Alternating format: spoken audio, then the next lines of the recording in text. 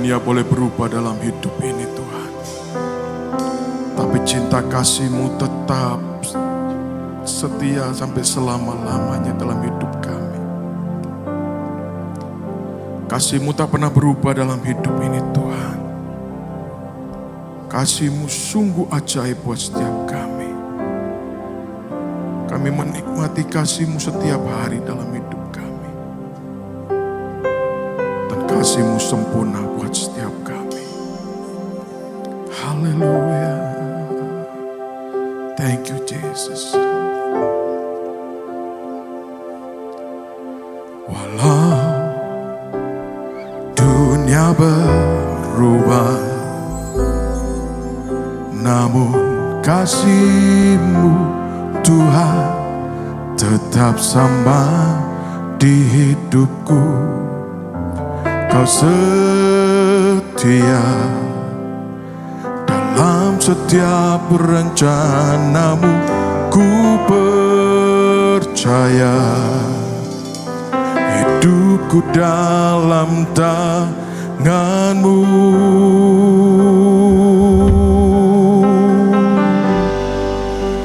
Sampai detik ini ku melihat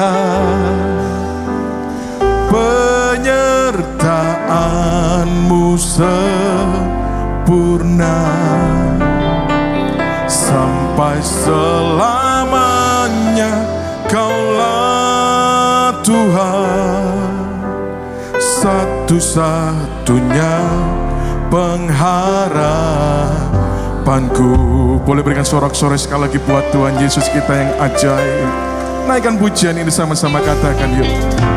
Walau dunia berubah, namun kasih-Mu Tuhan tetap sama di hidupku. Kau setia dalam setiap rencana-Mu.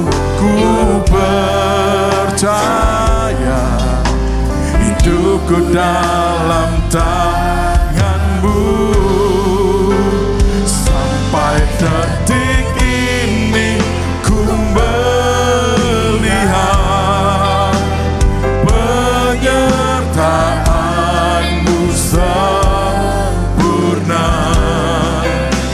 Sampai selamanya Kaulah Tuhan, satu-satunya pengharapanku. Sampai detik ini, sampai detik ini ku melihat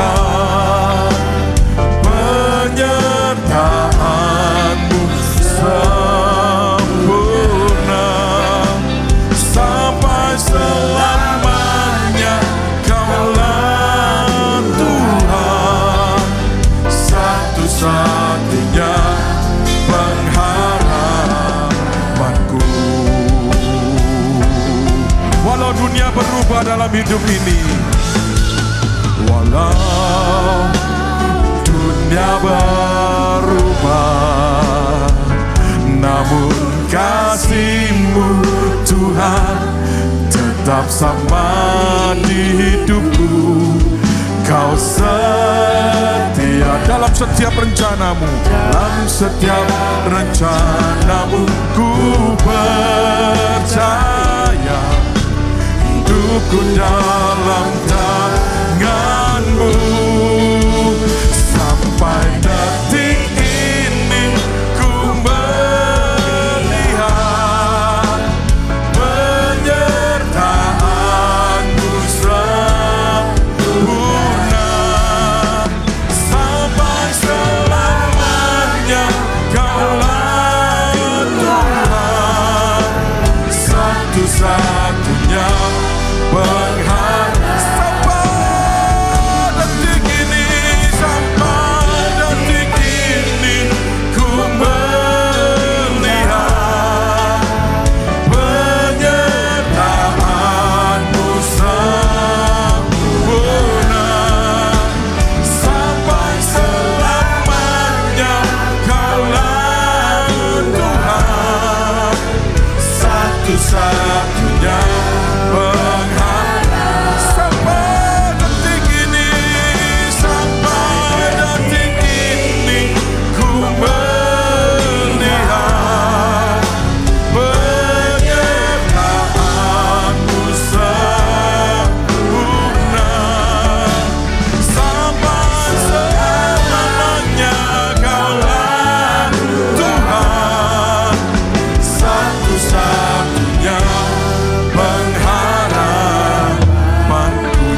saja naikkan.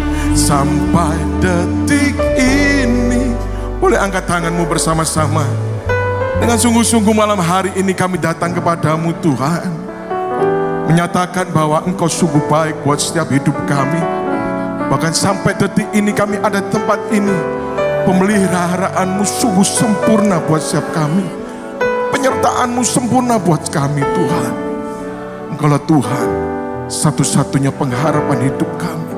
Sekali lagi naikkan pujian ini, katakan, sampai detik ini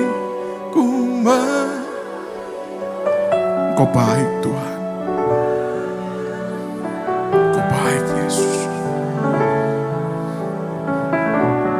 Ampuni kami jika kami tidak setia kepadamu Tuhan. Terima kasih Yesus. Satu-satu. Sekali lagi kami jemaat-Mu mengangkat kedua tangan kami. Sampai detik ini ku melihat penyertaan-Mu sempurna. Sampai selamanya Kaulah Tuhan, satu-satunya pengharapanku. Boleh kita bangkit berdiri bersama-sama, berikan sorak-sorai buat Tuhan kita. Sampai detik ini ku melihat penyertaan-Mu sempurna. Oh, sampai selamanya Kaulah Tuhan, satu-satunya pengharapan. Sampai detik ini, sampai detik ini ku melihat penyertaan-Mu sempurna. Sampai selamanya Kaulah Tuhan, satu-satunya pengharapanku. Satu-satunya pengharapanku. Satu-satunya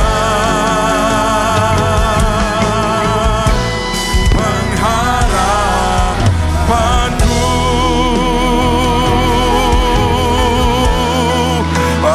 Haleluya. Haleluya. Mari sembah, angkat suaramu bagi Tuhan. Sebab Dialah Tuhan yang layak disembah.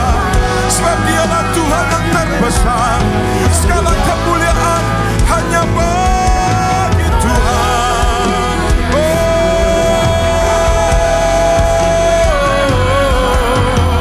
Haleluya. Haleluya. Haleluya. Hinayana masa takaibo. Glory, haleluya. Mari sembah, angkat suaramu, naikkan ucapan syukurmu saat ini pada Tuhan. Sebab Dia Tuhan yang terbaik dalam hidup kita. Mari angkat sembahmu. Haleluya. Glory, glory, glory, haleluya. Jesus, Jesus, we worship you Lord. Kami sembah Kau Tuhan. Haleluya. Terima kasih Yesus. Inayarana basato. Glory, haleluya. Glory, Haleluya. syukur, haleluya, haleluya. Glory, haleluya. Jesus, Biar hati kami, roh kami bangkit Tuhan. haleluya. 5 hari lamanya kami bekerja di dunia. Haleluya. Hari ini kami menghadap kepada Tuhan. Glory, Berikan kembalikan roh dan semangat Yes. itu kembali. glory, haleluya. Sehingga kami tidak ditindas oleh kuasa kegelapan dunia. Supaya kami mampu meraih jawaban dari Tuhan. Supaya segala penghalang kuasa setan roh jahat yang menggoyahkan iman dan pikiran kami tolak dalam nama Yesus. Dan setiap doa kami dengan iman, dengan tulus, dengan sungguh-sungguh, dan mencari dan takut akan Tuhan, doa itu boleh ada di hadirat-Mu, sehingga umat-Mu di tempat ini menyadari ada Tuhan. Ketika kami meletakkan diri kami, mempersembahkan hidup kami dengan takut dan sungguh-sungguh mencari Tuhan dan mengandalkan Tuhan. Dan kami percaya kuasa itu tetap ada dan nyata, dan tetap ada di sekitar kami. Tapi kerap kali Tuhan, kami tidak mampu untuk meraihnya, karena rohani kami, roh kami, iman kami yang sedang naik turun. Buat kami tidak bimbang, tapi kami percaya. Buat pikiran kami tidak memikirkan hal dunia. Dengan kekuatan kami pertimbangan-pertimbangan dengan cara-cara dunia, lupa bahwa Engkau menyertai kami. Buat kami sungguh-sungguh sadar dan bertobat mencari Tuhan. Tuhan, supaya setiap saudara kami di tempat ini yang sudah sekian tahun melayani maupun berjemaat, waktunya roh itu bangkit dan iman kami teguh, tidak goyah, sehingga kami tidak memandang, mencari jalan-jalan keluar menurut cara-cara dunia, tetapi kami ingin tulus di hadapan Tuhan, menyerahkan sepenuhnya kepada Tuhan, karena Engkaulah yang mempunyai hidup kami dan masa depan kami. Terima kasih Bapa, kami siap mendengarkan firman-Mu. Setiap mereka yang lemah, yang pergumulan, persoalan, biar melalui firman ini iman mereka bangkit, sehingga jawaban doa itu nyata.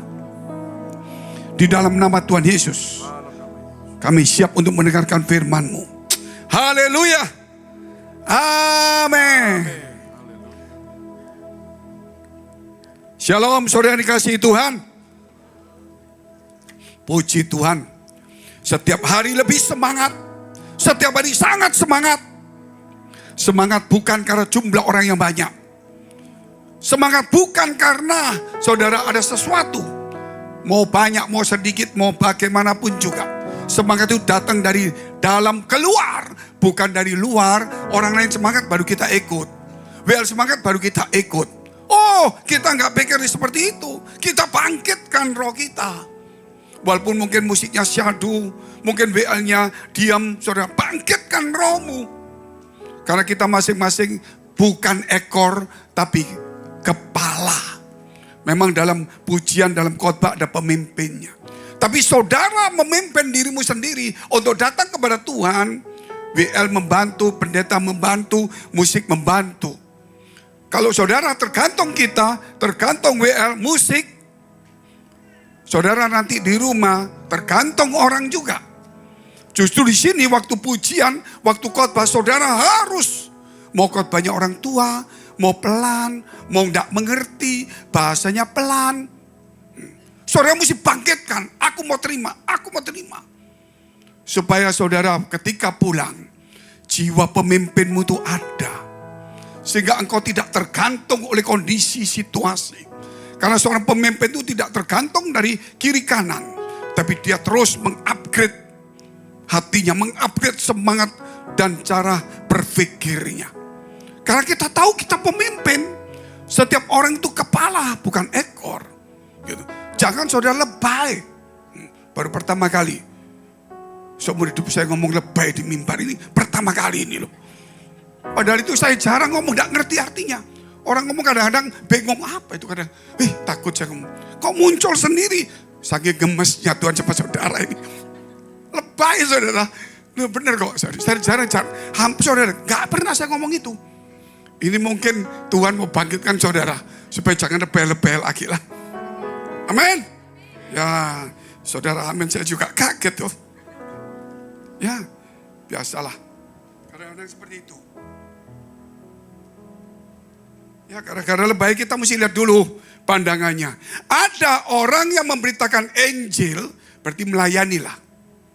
Karena kasih, wah berkorban, mencintai Tuhan dan sebagainya. Ada yang membela Injil, ada yang membela kehormatan Tuhan, ada yang membela suasana supaya semangat. Ada juga kepentingan sendiri. Ada juga maksud yang tidak baik, tidak tulus. Ini harus hati-hati karena ini ditulis oleh Paulus sendiri. Jadi itu jangan kaget kalau lihat ada orang seperti saya mungkin semangat, pikir dulu. Karena kasih bela Injil atau memang dia mengasihi Tuhan. Atau yang lainnya, kepentingan sendiri. Ya. Jadi biasanya orang saudara kalau di gereja kita ini pembicara itu jarang mau menawarkan diri. Kerap kali mau diundang. Apalagi dari yang agak top-top itu. Tapi saya heran mulai tahun ini. Mereka mulai menawarkan diri. Padahal gerejanya bukan kecil. Jadi saya jadi bingung. Ternyata saya selidiki, mereka melihat saudara, bahwa orang yang menyukai ibadah kita di media itu sudah 1.200.000 lebih. Dan yang mengikuti itu 300.000 lebih. Jadi mereka berpikir, kenapa ini orang seperti gini? Gereja Bes ini kok seperti ini? Mungkin gedungnya orangnya nggak bisa datang karena mungkin terpencar-pencar. Tapi ketika di media banyak sekali. Sehingga mereka mau di tempat ini. Untuk melihat semangat saudara. Ya.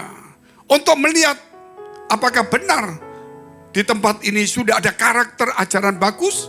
Sampai orang lihat semuanya seperti itu. Atau jangan-jangan supaya direkam masuk di media kita. Kan tentu semuanya. Jadi berbahagialah saudara hari ini. Jangan kelemar-kelemar. Lebay yang ketiga kali ngomong ini. Kisah Rasul 10 ayat 1 sampai 8. Saya gemes kadang-kadang kalau ada pemimpin lebay. Saudara ngelewat. Mungkin seperti ini lebay. Mungkin ngomongnya ya lebay lah.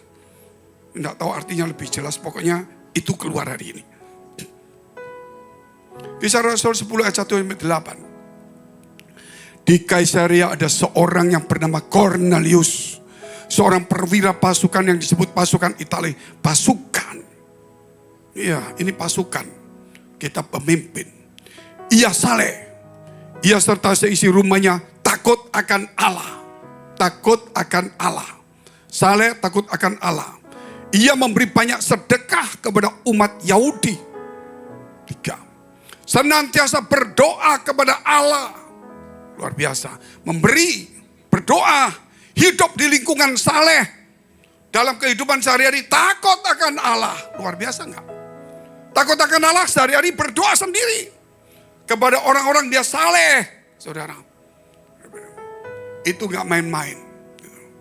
Dan banyak memberi sedekah. Ini perwira. Perwira zaman dulu seperti itu. Kalau sekarang pejabat bukan memberi. Susah saudara. Jadi disinilah perbedaan. Zaman sudah berbeda. Dulu Sakyus Matius bertobat. Saudara. Sekarang Yohanes jadi Sakyus zaman sekarang. Betul nggak saudara? Di gereja pelayanan jadi Sakyus. Saya gantikan Sakyus zaman lama. Namanya saudara, namanya mungkin hebat sekali Paulus. Tapi jadi Matius. Jadi sekarang dunia berubah. Yang dulu bertobat, sekarang yang di sini masuk di tempat yang salah. Di tempat ini enggak lah. Kita lihat terus ayatnya dulu. Jadi itu harus ada hubungan pribadi dengan Tuhan. Jadi berkat dari lingkungan, saudara tetap memberi. Itu bagus. Dalam suatu penglihatan, ini bukan nubuatan. Saya mempelajari kata-kata. Nubuatan itu sedikit. Tapi penglihatan, mimpi, pernyataan Tuhan itu banyak sekali. Makanya hati-hati. Kira-kira jam 3 petang jelas tampak kepadanya seorang malaikat Allah. Masuk ke rumahnya dan berkata kepadanya, Cornelius, penglihatan. Malaikat Tuhan datang. Sekali-sekali saudara mesti seperti itulah. Dapat sekali seumur hidup atau 2 kali. Supaya yakin ada Tuhan. Begitu saudara doa melihat ada sesuatu tuh, wah beda. Saudara akan minta lagi. Gitu. Tapi jangan cuma saudara hanya cuman ingin lihat setan terus yuk. Masa di hotel sini lihat setan, di rumah lihat setan. Loh ini orang gereja kok lihat setan. Lihat Tuhan 5 kali, setan sekali cukup, betul saudara. Ini lihat setan 10 kali, Tuhan belum tentu ada. Terus doanya kemana ini? Jangan-jangan doanya lebay lagi kelima ini, lebay ini. Jadi kalau ada pemimpin kita, pendeta kita, kalau lebay, jangan lebay. Kita akan ciptakan lagu itu, yang ke-6. Terus lagu ini. Ia menatap malaikat itu dan dengan takut ia berkata, ada apa Tuhan? Jawab malaikat itu, semua doamu dan sedekahmu telah naik ke hadirat Allah. Dan Allah mengingat engkau, makanya doa dengan hidup yang benar takut akan Allah. Naik. Jadi jangan salahkan kalau Tuhan belum jawab karena kita bimbang. Mengandalkan orang lain. Yang ke-7, lebay lagi saudara. Doa pun lebay, ibadah pun lebay, nyanyi pun lebay. Pelayan pun lebay, mau jadi apa? Tidak boleh, harus ada semangat. Terus, dan sekarang suruhlah beberapa orang ke Yope. Yafa itu. Sebelahnya Tel Aviv.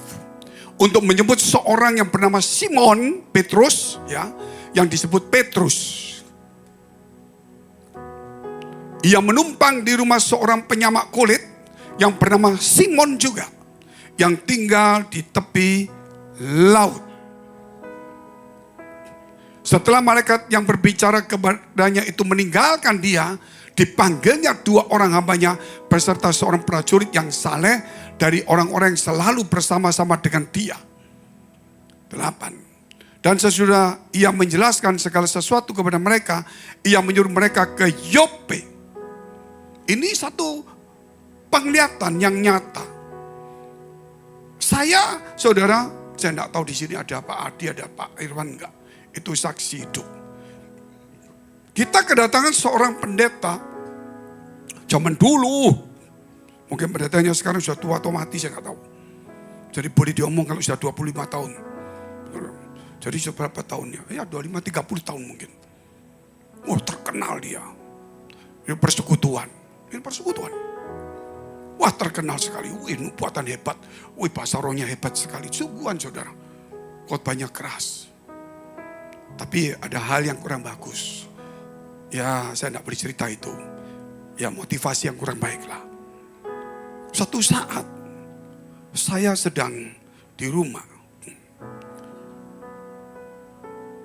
Terus saya melihat tempat saya itu ada malaikat Tuhan. Ini dalam penglihatan juga malaikat Tuhan. Saya waktu melihat malaikat Tuhan itu saya terkejut. Dia tidak mau menampakkan mukanya, dia diam aja, menundukkan kepala. Seperti seorang orang bapak-bapak tua, pakai topi laken, tidak mau kelihatan, bawa tongkat gitu saudara. Terus berkata begini, kamu tenang aja. Sekarang pendeta itu pergi ke rumah si A. Di tempat saya pelayanan itu, si A.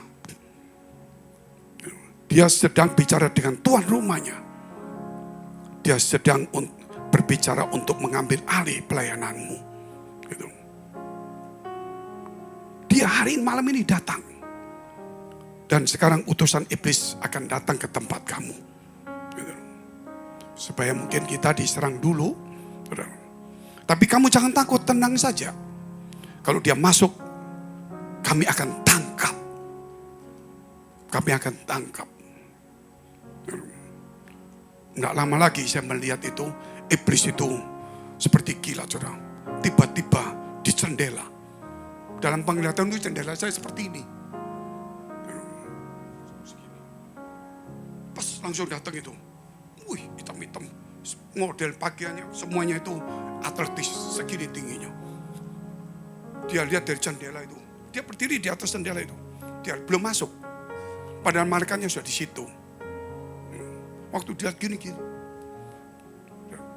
Dia lihat bapak tua itu mungkin, saudara. Hilang lagi dia. Waktu hilang, suara dari, ternyata ada 2 malaikat. Yang satu tidak kelihatan.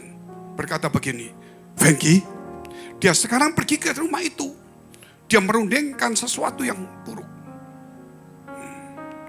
Dan besok ada ceritanya bersambung. Tidak ada persekutuan. Nggak cari pembicara. Karena aku akan acara sendiri. Saya panggil Pak Adi itu nggak salah. Adi, oh itu ada nggak di sini?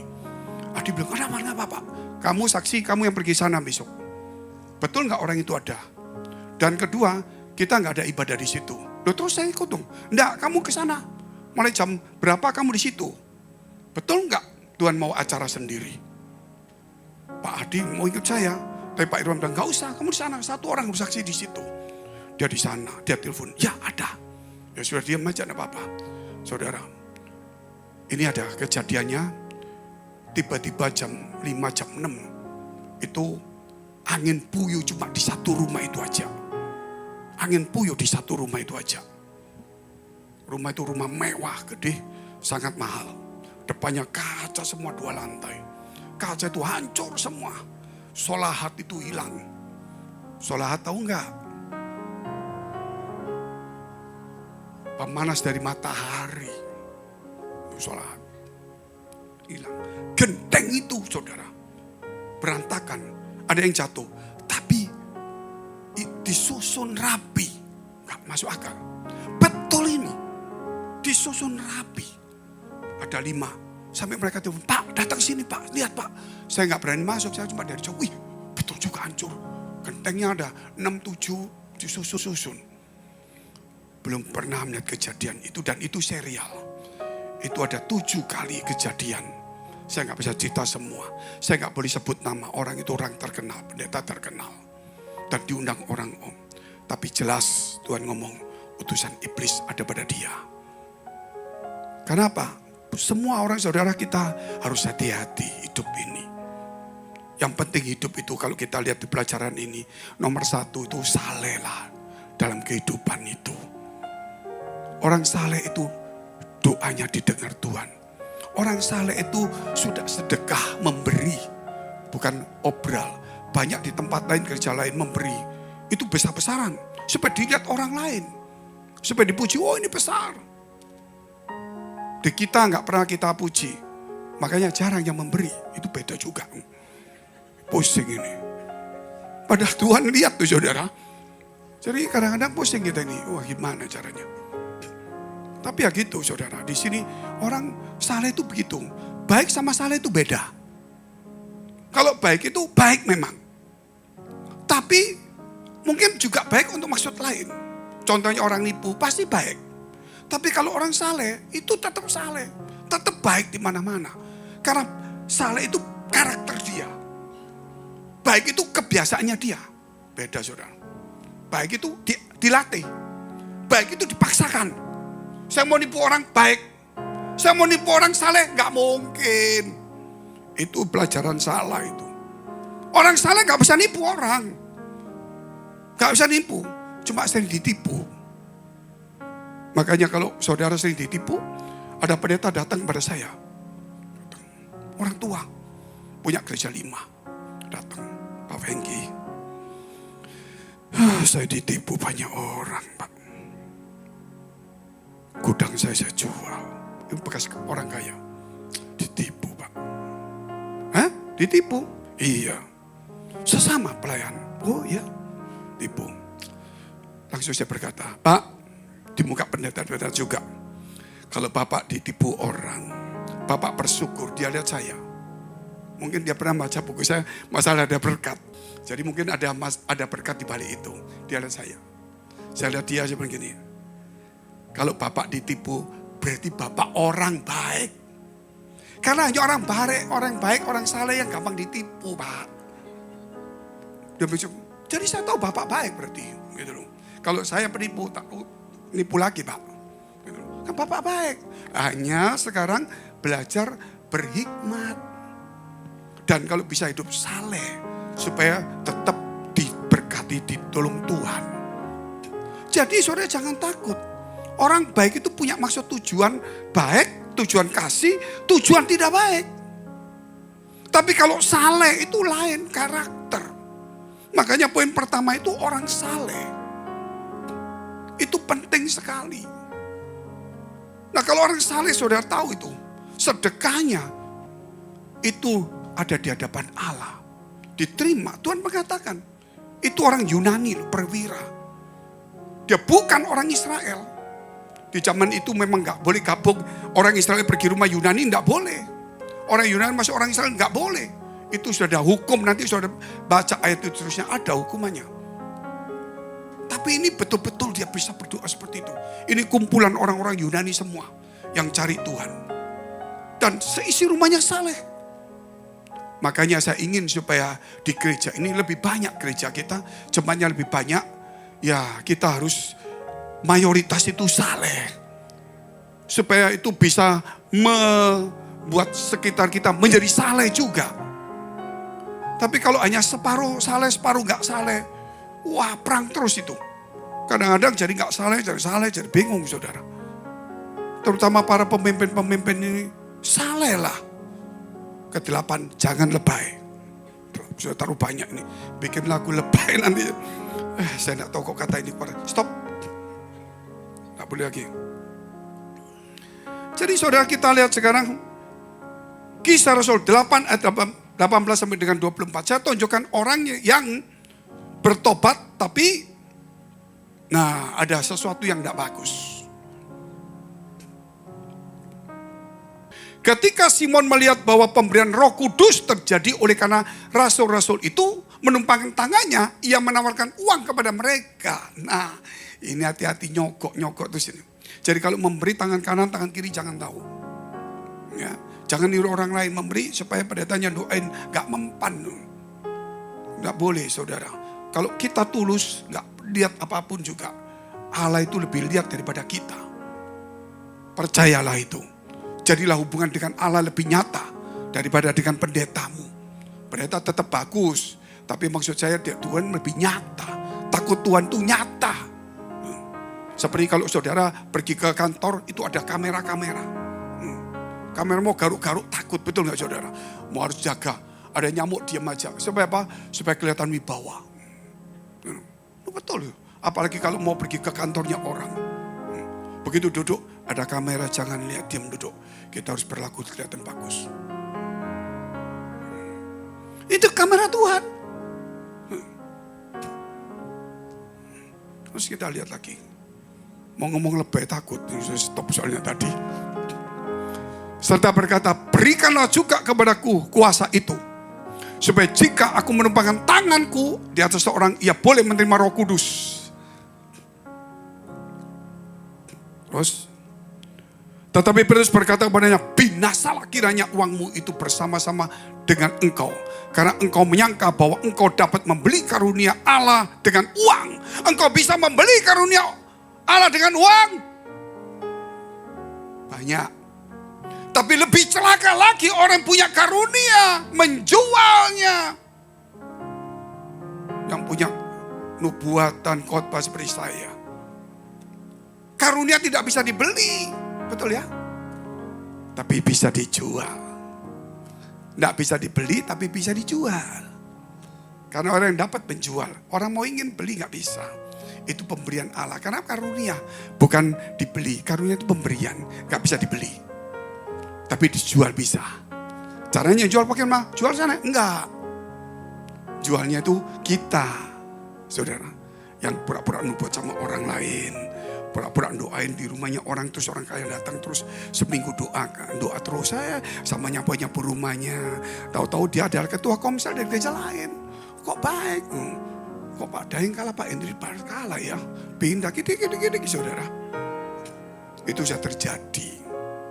Karena saudara tahu menjual. Kita nggak boleh seperti itu. Terus ayatnya. Sekarang ini sudah banyak pakai trik.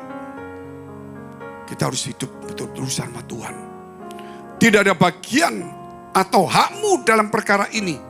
Sebab hatimu tidak lurus di hadapan Allah. Tidak lurus. Belajar lurus, saudara. Jalan itu. Ini saya ngomong ulang-ulang, saudara. Hidup murni, masa gak mempan. Gitu loh. Dari gereja ini dibuka, sekarang saya konsisten loh. Sampai teman saya datang di sini. Waduh Pak, aku ikut 18 tahun. Pak Fengki konsisten terus. Kadang-kadang dengar itu sudah 100 kali mungkin. Tapi aku pikir-pikir gak ke gereja ini gak mau. Kenapa? Karena aku dengar banyak melakukan belum Pak. Kalau saudara kan, saya mendengarkan banyak. Saya sudah bosan Pak. Lakukan belum. Luar biasa nih saudara. Kalau saudara belum melakukan bagaimana bosan? Betul kan? Kalau saudara cuma lihat makanan, enggak makan, mana bisa bosan? Bisa, itu orang aneh. Lihat makan bosan aku Pak. Belum makan, belum bosan Pak. Ngomong lebih lagi takut lagi. Orang aneh-aneh kadang-kadang. Terus kita ayatnya aja deh. Jadi bertobatlah dari kejahatanmu ini karena gak lurus. Dan berdoalah kepada Tuhan supaya ia mengampuni niat hatimu ini. 23. Sebab kulihat bahwa hatimu telah seperti empedu yang pahit dan terjerat dalam kejahatan. Pahit. 24. Jawab Simon. Hendaklah kamu berdoa untuk aku kepada Tuhan. Supaya kepadaku jangan kiranya terjadi segala apa yang telah kamu katakan itu. Maka Petrus bisa mendoakannya juga. Maka Tuhan bisa mengampuni. Musa mendoakan orang Israel. Allah mengampuni. Jadi doa pemimpin itu bisa membawa hubungan dengan Allah. Itu lebih baik kepada saudara yang diminta atau ada sesuatu yang perlu didoakan. Tetapi yang pasti, loh kenapa kok seperti itu? Karena Petrus sudah ngomong sama dia, bertobat kamu. Hatimu mesti lurus.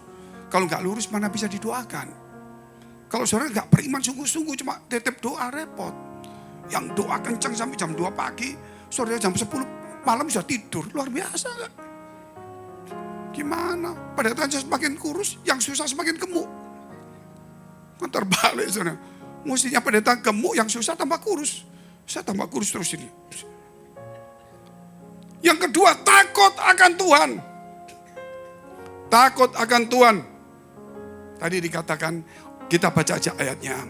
Kisah Rasul 10 ayat 9 sampai 16, sambungannya.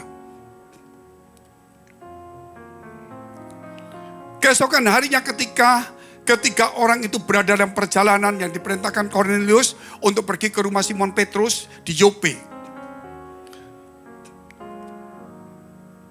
Dalam perjalanan yang sudah dekat kota Yope, kira-kira pukul 12 tengah hari, jam siang, naiklah Petrus ke atas rumah untuk berdoa. Luar biasa, jam 12 berdoa di atas rumah. Jadi kita itu harus ada waktu tertentu kepada Tuhan. Berdoa. Jangan cuma di gereja saja. 10. Ia merasa lapar dan ingin makan. Tetapi sementara makanan disediakan, tiba-tiba rohnya diliputi kuasa ilahi. Kuasa ilahi. Tampak dia mau makan. Tampak olehnya langit terbuka. Turunlah suatu benda berbentuk kain lebar. Penglihatan itu penglihatan yang Cornelius, ini Simon penglihatan juga. Bergantung pada keempat sudutnya yang diturunkan ke tanah pelan-pelan. 12. Di dalamnya terdapat pelbagai jenis binatang berkaki 4. Binatang menjalar, berarti ular, kalajengking, dan burung. Kedengaranlah olehnya suatu suara yang berkata, bangunlah, hai Petrus, sembelilah dan makanlah. Tetapi Petrus menjawab, tidak Tuhan, tidak. Sebab aku belum pernah makan sesuatu yang haram dan yang tidak tahir. Dia ikut aturan yang ketat sekali. Kedengaran pula untuk kedua kalinya suara yang berkata kepadanya, apa yang dinyatakan halal oleh Allah, tidak boleh engkau nyatakan haram.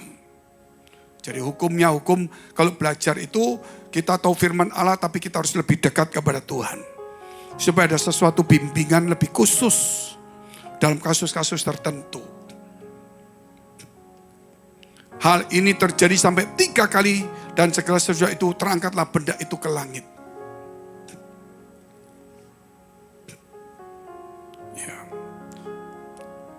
Maka di situ saudara kalau kita lihat, nanti kita lihat terus ayatnya ya.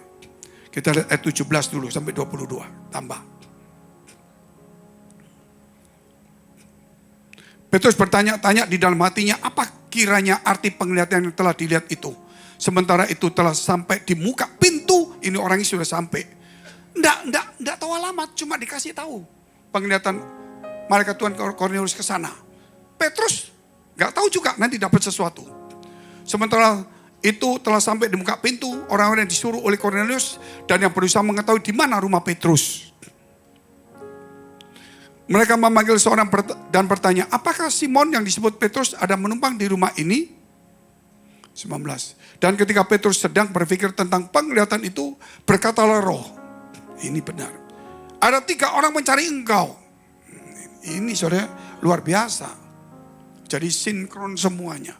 Bukan ya cocok-cocokan. Bangunlah, turunlah ke bawah dan berangkatlah bersama-sama dengan mereka. Jangan bimbang, sebab aku yang menyuruh mereka kemari. Suara luar biasa. Lalu turunlah Petrus ke bawah dan berkata kepada orang-orang itu, akulah yang kamu cari, apa maksud kedatangan kamu?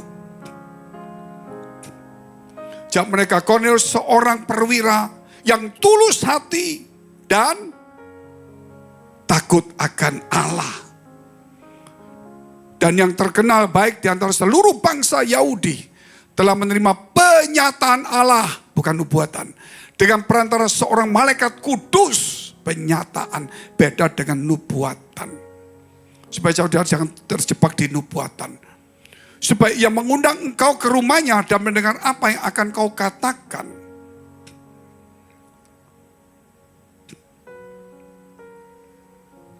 Sampai di sana ya. Jadi kita tahu takut akan Tuhan. Takut akan Tuhan. Itu perlu menjauhi kejahatan. Kalau takut akan Tuhan saudara, kita pasti akan mendapatkan sesuatu dari Tuhan. Penyataan Tuhan. Saya ingin supaya saudara ini belajar jangan mencari pendeta, terus mau bicara. Yang didengar oleh Petrus bukan bicara, tapi suara turun. Saya ingin supaya saudara mengalami 1-2 kali minimal. Supaya kekristenan itu hidup nyata. Supaya jangan diombang-ambingkan dengan omongan-omongan orang yang bisa benar juga belum tentu benar. Ada yang kasih, ada yang salah juga. Ada maksud tidak baik. Ini harus dipikirkan dan didoakan baik-baik. Kenapa? Karena ketika kita takut akan Allah, maka kemuliaan Allah itu muncul di depan kita. Dan kemudian dia akan menyatakan sesuatu kepada kita. Atau ketika takut akan Allah ada, maka kemuliaan Allah ada dalam hidup kita. Dari situlah saudara. Seperti Musa. Ketika berjumpa Tuhan turun, mukanya terang seperti ini, cahaya. Sampai ditutup-tutupin semuanya. Supaya saudara yakin. Kalau kita tidak mulai takut Tuhan tidak tulus. Tidak saleh, tidak berdoa, tidak memberi sedekah, tumpangan, tidak mungkin. Makanya kemuliaan Allah itu akan nyata kepada orang yang takut akan Allah. Ketika Salomo membangun bait Allah dan dia mengeluarkan yang terbaik untuk rumah Tuhan, maka Sakinah muncul di bait Allah. Rumah Allah itu. Kenapa? Mereka membangunnya dengan sungguh-sungguh mencari Allah. Jadi kalau kita bangun gereja, membentuk persekutuan atau gereja, bukan karena kita cuma mau, tapi kita punya maksud yang benar-benar kasih tulus kepada Allah. Dan kita berani berkorban. Kenapa? Karena kita takut Tuhan. Karena kita yang punya visi, kita punya tujuan. Tapi kalau kita ikut-ikutan bahaya. Gak mungkin kita berani berkorban. Di mana hartamu, di situ hatimu. Saya dulu sering membimbing teman-teman seperti Pak Irwan semua. Waktu sulit. Dalam pelayanan. Kamu harus berani. Berani apa? Berkorban. Gak ada Pak. Berani gak tahu berapa. Loh kenapa? Ketika kamu berkorban. Kamu gak rela kalau pelayananmu gak sukses. Betul gak saudara? Gak rela. Coba contoh tempat ini. Kalau kita masing-masing orang setengah mati. Ada yang jual sepeda. Jual handphone. Gak usah mulu-mulu helikopter dijual lah. Betul gak saudara? Kecil-kecil aja kita bukan bicara uang saudara. Saudara kalau sebegini, gak rela saudara kalau jemaat ini sedikit. Gak bisa, aku harus kan. Karena aku sudah berkorban. Tapi kalau kita santai-santai, duduk diem, sedikit iya. Ya tunggulah sampai Tuhan datang. Betul saudara. Apalagi pemimpinnya. Karena gak ada hati dia. Orang kalau punya hati itu saudara, pasti Tuhan jamah dia untuk sesuatu. Kegerakan itu luar biasa.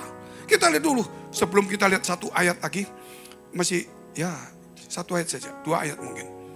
Mazmur 85 ayat 9, ini saya bicara sungguh-sungguh. Coba saudara dapat mobil, bukan beli dengan keringat. Gampangan, dipinjami mobil tambah gampang. Beli sendiri cicilan, waduh setengah mati. Terus saudara, tabrakan saudara mikir. Ngangsur belum selesai, nabrak betul saudara. Lain. Kalau dikasih nabrak ya sudah lah dikasih. Nanti minta Tuhan lagi lebih besar. Mazmur 85 ayat 9 atau 10. Ya. Sesungguhnya keselamatan daripadanya dekat. Berarti dekat kan sudah dekat ya. Bagi orang punya masalah, punya persoalan, tadi diajar untuk doa lebih sungguh-sungguh. Takut Tuhan saleh. Supaya doamu sedekah juga dan ini tulus, berarti dekat. Amin. Berarti belum datang, dekat. Katakan dekat dulu. Katakan dekat lagi. Tapi dekat jangan seperti orang desa. Saya pergi tempat sana. Di mana? Dekat Pak. Dekat mana? Dekat Pak. Sampai 2 jam mana? Dekat Pak. Di mana? Balik Godong. Godong itu jauh, dibaliknya lagi. Bulan itu juga dekat. Bukan, tapi dekatnya Tuhan itu dekat sungguh-sungguh. Firman Tuhan gak pernah main-main. Hanya kita yang sering main-main, jadi kita menganalogikan seperti main-main. Percayalah mulai hari setiap firman itu ya dan amin. Terlalu banyak ngomong sama orang yang enggak. Akhirnya kita juga gak tahu percaya firman. Bicara dengan orang yang ngomongnya saklek. Maka kita percaya firman Allah. Terus sesungguhnya keselamatan daripadanya dekat pada orang-orang yang takut akan dia. Sehingga kemuliaan diam di negeri kita. Diam di tempat kita. Diam di rumah kita. Diam di tempat gereja kita. Diam di dalam hati kita. Kemuliaan kalau Tuhan ada itu enggak main-main. Orang datang mempersembahkan kepada saudara. Berarti dalam pekerjaanmu orang datang minta tolong. Itu banyak terjadi kisah-kisah ini. Saya tidak bisa cerita terlalu banyak, waktu semua habis. Ada beberapa jemaat yang luar biasa. Orang datang minta tolong. Lo mau beli minta tolong itu gak gampang saudara. Ini orang biasa-biasa. Itu kalau bukan Tuhan gak mungkin. Sampai harganya dia naik. Tetap orang itu mau beli minta tolong. Jadi ya heran kenapa seperti ini Pak ya. Saya belum alami loh. Sampai saya naikkan harga. Supaya dia itu, tapi tetap dibeli. Berapa saja dibeli. Pasti dia punya alasan. Ya saya cuma ngomong sama dia. Kalau beli kamu naikkan terus apa dia tidak kecewa? Enggak Pak, datang lagi Pak. Karena mungkin tahu barangnya, kejujurannya. Dan mungkin saat itu barang itu kosong. Atau banyak yang palsu, saya nggak tahu. Tapi orang yang datang ke situ terus. Yang ketiga, ya kita tahu. Yang ketiga, belajar suka memberi. Suka memberi. Ya memberi waktu. Memberi perhatian kepada teman-teman kita. Jiwa-jiwa itu perlu dilayani. Jangan cuma memperhatikan diri kita, kekurangan kita. Kalau kita memperhatikan orang lain, itu Tuhan tolong. Saudara, saya seorang pelayan Tuhan ini, saya selalu memperhatikan orang lain. Tapi Tuhan selalu tolong saya. selalu tolong. Saya tidak bisa ceritanya tolongnya bagaimana. Kadang-kadang supranatural yang tidak pernah bisa dipikirkan oleh banyak orang. Sehingga hidup saya tidak bergantung kepada manusia. Kalau gereja mungkin orang lain banyak bergantung dari persembahan. Kita bergantung kepada Tuhan. Persembahan itu untuk gereja oke. Tapi untuk hidup saya tetap kepada Tuhan. Tetapi teman-teman pendeta kita juga sama. Dia bergantung kepada Tuhan untuk hidupnya. Dan dia bisa bekerja, bisa membantu sedikit-sedikit lah dalam gereja. Daripada membebani. Walaupun tidak banyak, tapi dia menjadi berkat. Itu yang perlu dalam hidup ini. Satu jiwa itu mahal di hadapan Allah. Saya tutup saudara. Kalau orang suka memberi itu, bisa melayani. Tapi kalau orang suka minta, gak mungkin melayani. Zaman sekarang banyak orang melayani terus minta. Tapi kita ini belajar. Kalau cari jiwa, itu harus murah hati, ramah. Nggak bisa cuma melayani, ayo kita pelayanan, saya layani kamu ya. Oke, ayo kita cari di kopi aja supaya bisa ngomong firman enak. Ya, kopi di mana itu yang paling enak. Datang setelah kita ngomong firman, amin. Sudah, waktunya kamu yang bayar ya. Susah. Satu jiwa itu mahal, saya tutup aja cepat. Tahun lalu saya melayani 3 orang. Yang satu maju mundur, yang 2 masuk, bawa istri 3. Tahun ini saya mau minta 5 sampai 10, belum pasti. Tapi hati ini sudah bergerak, cuma tidak tahu gimana caranya. Sibuknya luar biasa begini. Teman-teman yang belum Kristen sudah nggak ada. Kalau itu kan kebetulan kita kenal teman-teman lama. Saya nggak punya teman lagi, sudah habis semua. Jadi Kristen semuanya. Jadi gimana caranya saudara? Tapi saya cerita begini. Kalau gereja itu rame ya, wah semangat, bung, rame, semangat. Saya kasih tahu, surga belum tentu rame, gerejanya rame, surganya tenang-tenang. Kenapa? Nggak ada satu jiwa bertobat, malah gerejanya di atas sedih, berantem semua. Loh, kok di surga kok nggak rame pak? Nggak suka cita. Firman Tuhan berkata, satu jiwa bertobat, maka semua malaikat di surga sorak-sorai, bersuka cita, bersorak. Saya tahun lalu nyumbang 3. Kalau 1 tahun 365 hari. Kalau dihitung 1 orang 1 hari, sorak-sorainya, saya nyumbang 3 hari di surga. 1 tahun. Kalau dia hitung 1 jam 1 orang di surga, wah bagus itu. Saya nyumbang di surga 1 tahun itu 3 jam. Yang lainnya ngerebut semua dengan sekitar 1-2 miliar ini orang. Saudara punya kesempatan enggak? Makanya gereja enggak pusing, pindahkan jemaat. Karena dia mau gerejanya rame, dia enggak mau surga itu gegap gempita. Kalau saya gereja saya harus rame. Tapi jangan lupa surga harus gegap gempita. Tepuk tangan dulu Tuhan. Kalau 1 jiwa itu 1 menit. Minimal saya punya 3 menit di surga andel untuk tahun lalu. Untuk bikin suasana surga. Dan saya ingin berapa banyak teman di sini. Di gereja Bes ada 4.000 lebih orang. Kalau 1.000 orang saja bisa bawa 1 atau 2. Kalau dihitung menit, 2000 menit kita persembahkan di surga. Walaupun mungkin orang gereja lain datang silakan. Kita tetap juga buka pintu. Tapi kita gak boleh seperti orang lain terlalu agresif. Gereja lain pindah, gak boleh. Kalau memang dia harus mau pindah ya silakan. Tapi kita gak boleh paksa-paksa. Tapi kalau nawarin ya harus hati-hati juga. Tapi yang penting, saudara, jangan memikirkan cuma gereja kita rame. Saya kepingin gereja rame saudara. Saya ingin sekali. 57% ada, tapi saya tetap ingin. Supaya bukan hanya surga itu rame. Tapi surga itu bukan hanya di gereja rame. Tapi saya ingin surga itu rame. Makanya saya seorang pendeta yang capek aja. Saya tetap haus cari jiwa. Walaupun saya gak punya waktu. Saudara tahun ini. Kita gak banyak lah. Coba ngomong sama teman-teman yang lain. Gitu. Mau andil berapa menit di surga? Kalau kita hitung satu jiwa 1 menit bikin rame.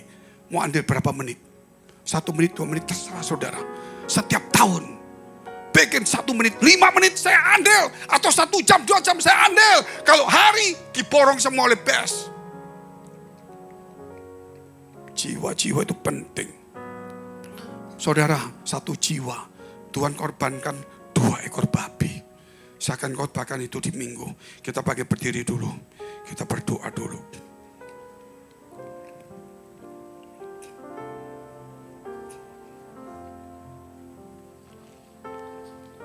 Ambil waktu sejenak.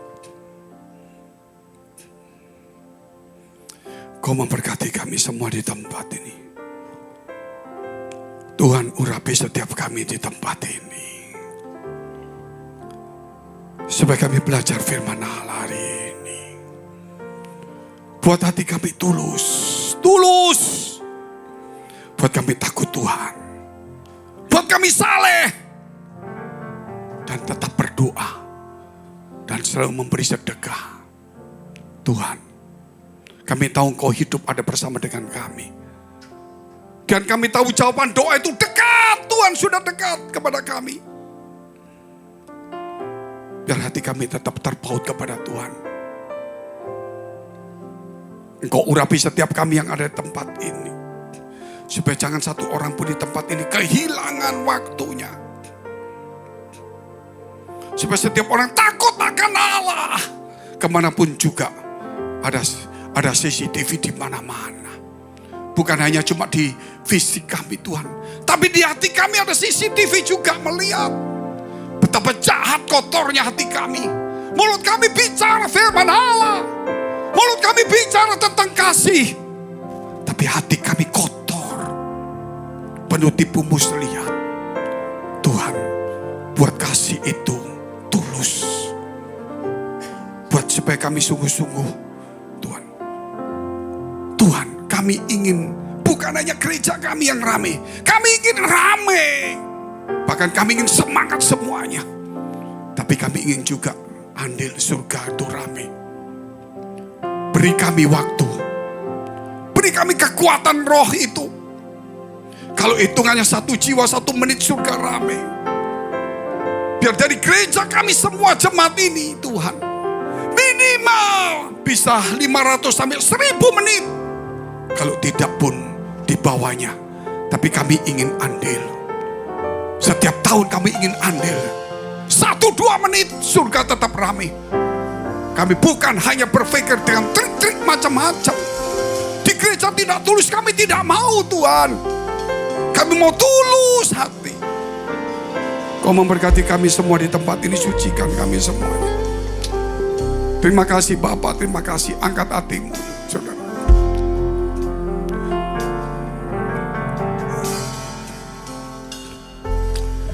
Syukur hadirlah. Angkat hatimu, buka hatimu. Bicaralah kepada Tuhanmu hari ini. Jangan sia-siakan waktu yang ada. Ada berapa banyak temanmu di sekitar keluargamu, saudaramu yang datang, yang seharusnya bisa percaya Tuhan. Berapa banyak orang yang bisa diselamatkan.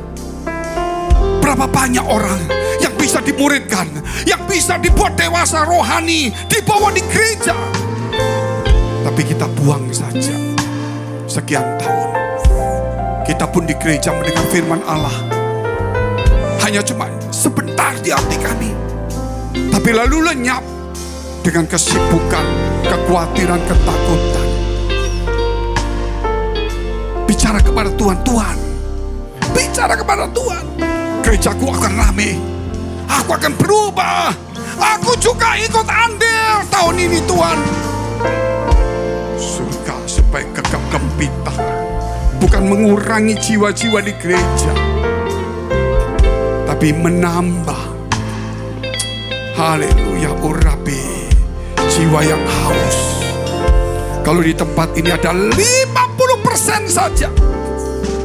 Tuhan, itu sudah bicara 1 jam. Surga gegap gempita. Belum hari Minggu, belum semua gereja. yang di seluruh Indonesia maupun Australia, Singapura, Amerika, maupun di China. Tentunya Tuhan, berapa jam kami persembahkan kepadamu. Tuhan, kami ingin surga juga gegap gempita seperti di gereja kami. Haleluya. Mari kita berdoa syafaat untuk semua gereja yang ada di seluruh dunia. Kami berdoa untuk semua gereja yang ada di seluruh dunia, dari hamba Tuhan sampai kepada umat Tuhan. Kiranya Engkau memberkati mereka supaya mereka menjadi berkat dan hidup mereka berdampak. Supaya di mana gereja mereka melayani dan berjemaat, dipenuhi orang-orang yang takut akan Tuhan dan tulus hatinya. Kami berdoa untuk semua gereja yang ada di seluruh dunia, supaya mereka bersatu rukun dan tidak terpecah-pecah. Supaya dunia percaya Yesus adalah Tuhan bagi kemuliaan Allah Bapa di surga. Demikian gereja di mana kami menggembalakannya, gereja Blessing the Spirit atau BES. Kami berdoa untuk setiap persembahan yang dipersembahkan umat-Mu adalah ketulusan dari hati yang saleh. Tuhan, supaya berkenan kepada Tuhan seperti dupa yang harum di hadapan Engkau, dan Kau memberkati segala pekerjaan rumah tangga, kesehatan, iman rohani mereka sampai kepada anak cucu mereka. Bahkan Tuhan, Kau mendengar doa mereka.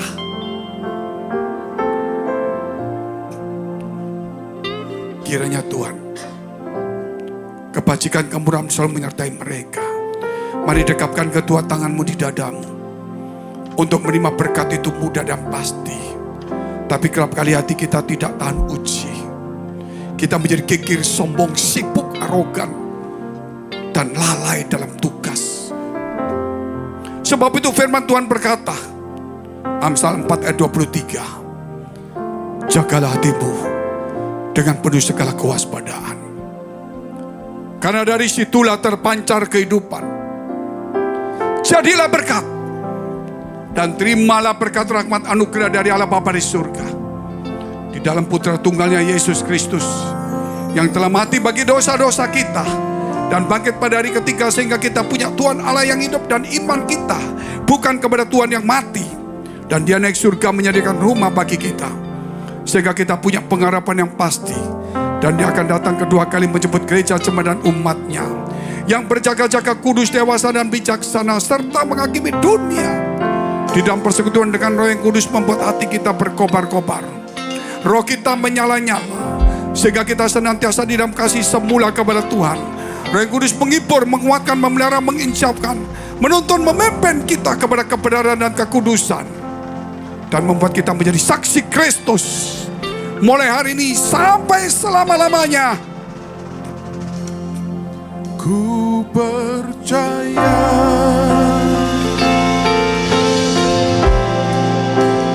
Kau bekerja